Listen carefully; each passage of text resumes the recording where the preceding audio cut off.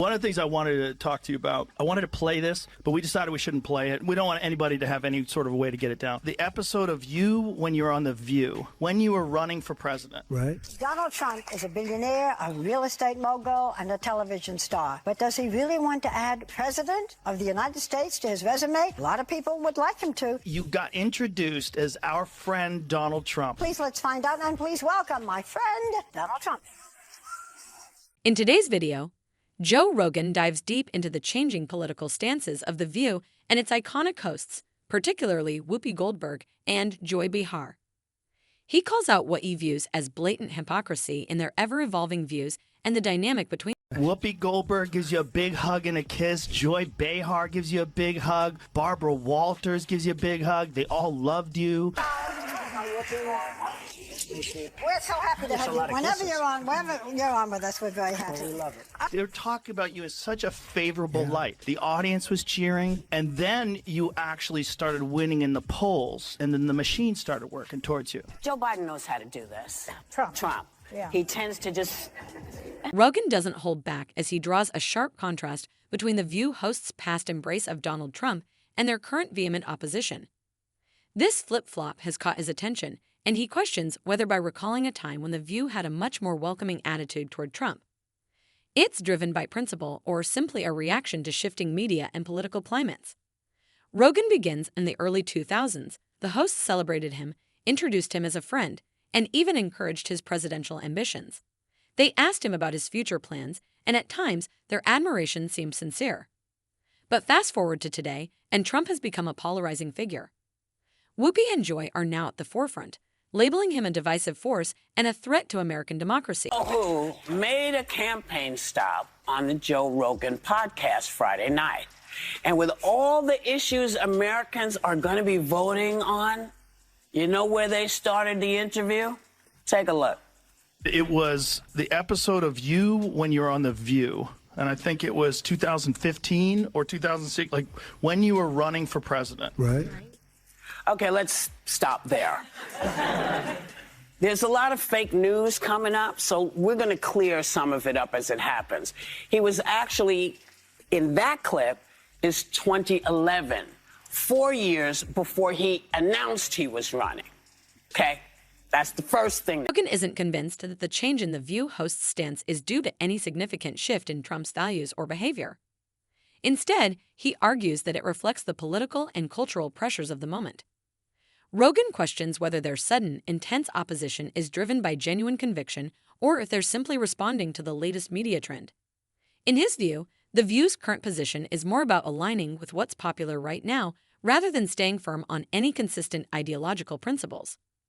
He highlights the host's selective outrage, pointing out that Trump's core beliefs haven't dramatically changed over time. What has changed, he argues, is the media narrative surrounding him, and that's been enough to spark a complete reversal in how The View portrays him. Introduced as our friend Donald Trump. That's right. Whoopi Goldberg gives you a big hug and a kiss. Joy Behar gives you a big hug. Barbara Walters gives you a big hug. They all loved you. So, here's the actual appearance. Donald Trump is a billionaire, a real estate mogul, and a television star. We're so happy to have you. Whenever you're on with us, we're very happy. We love it. But did I... Rogan's critique doesn't stop there. He digs into the language the hosts use, particularly when discussing social justice and woke culture. Whoopi Goldberg has made statements about how The View has always been aware of the struggles of marginalized groups, emphasizing that these communities don't want to be spoken down to. Rogan takes issue with this rhetoric, calling it performative and hypocritical, especially given how much The View once celebrated Trump before he entered politics. According to Rogan, this sudden shift isn't about a true commitment to progressive values, but rather about riding the wave of the current political climate. Rogan goes as far as calling The View hosts some of the dumbest people on television, though he does make an exception for Sunny Hostin. As for Whoopi, Rogan doesn't hold back, saying she's certainly not the brightest person. He criticizes her statements as nonsensical and underdeveloped, comparing them to a half-baked idea someone might present without fully thinking it through. It's just so silly to say it's not well thought out, he says, emphasizing how shallow the arguments are. Rogan's argument becomes even sharper when he addresses the accusations regarding Trump's behavior, particularly the claims that he's spoken dismissively about marginalized communities. He challenges Whoopi and Joy to provide specific examples of Trump directly demeaning groups like African Americans or LGBTQ+ individuals. Rogan contends that, in fact, Trump has shown more willingness to embrace inclusivity in recent years compared to many past politicians. He contrasts Trump with mainstream figures like Kamala Harris and Tim Walz, suggesting these politicians are more likely to speak down to the public, whereas Trump, despite his flaws, tends to avoid that approach. Hosts among the dumbest people on television. And so it's like they say the thing that people are thinking, but they say it very directly, so they expose whatever truth. I don't think Sonny's dumb. But Whoopi is certainly not the brightest person. And what she just said just doesn't make any sense. It's just like so silly to say. It's not a well thought out. It's like if you had an idea for a premise and it was totally baked and half baked and you went on stage with it and it's nothing. Just there. go for it. Yeah. This line of thinking highlights Rogan's belief that much of the criticism directed at Trump is based on assumptions or cherry-picked incidents rather than his actual behavior. And this is where things get really interesting. Rogan challenges The View to invite Trump back onto the show for a direct, unfiltered debate if the hosts truly oppose his views. He argues that they should have no problem confronting him face-to-face and that a public debate could give Trump the opportunity to defend himself on a prominent platform, potentially reshaping the public's perception of him in a positive light. However, Rogan thinks the hosts won't take this step because they fear the risk of a public confrontation with Trump could actually bolster his image rather than harm it. He suggests that The View may be reluctant to give him that platform, knowing it could backfire. A one-on-one debate with Trump, Rogan believes, would not only allow him to present his side, but also give him the chance to directly challenge the narrative that The View has been pushing. Show that people love to hate. Yes, that's true. That's true. They get so much hate watching viral clips of them saying ridiculous things. I mean, yeah. it is a rabies-infested... Rogan also takes the opportunity to weigh in on the state of cancel culture, which he finds increasingly ironic and hypocritical. He points out how figures like Trump, who were once celebrated by many, are now quickly discarded and canceled simply because they no longer align with progressive or mainstream viewpoints. Rogan argues that the backlash against Trump isn't rooted in genuine ideological differences, but rather in the desire to fit in with what's currently popular. For Rogan, this is what makes cancel culture so superficial. Public figures who stray too far from the narrative are swiftly condemned, while others who play by the rules are celebrated, even when their views don't fully align with what Rogan considers to be the truth.